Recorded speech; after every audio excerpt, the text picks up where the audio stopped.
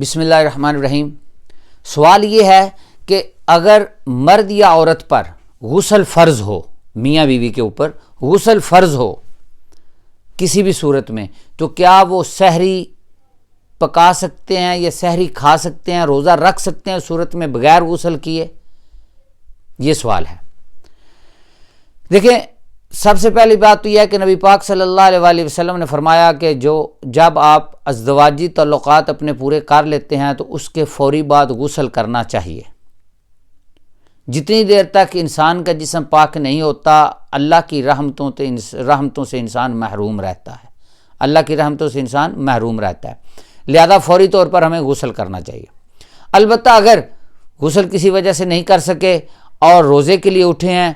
سحری کا وقت کم ہے، اور اگر غسل کریں گے تو سحری کا وقت ختم ہو جائے گا، تو اس صورت میں کیا ہے کہ ہم اپنے جسم کو صاف کرنے کے بعد، جہاں گندگی لگی ہوئی ہے اس کو دھونے کے بعد، وضو کرنے کے بعد ہم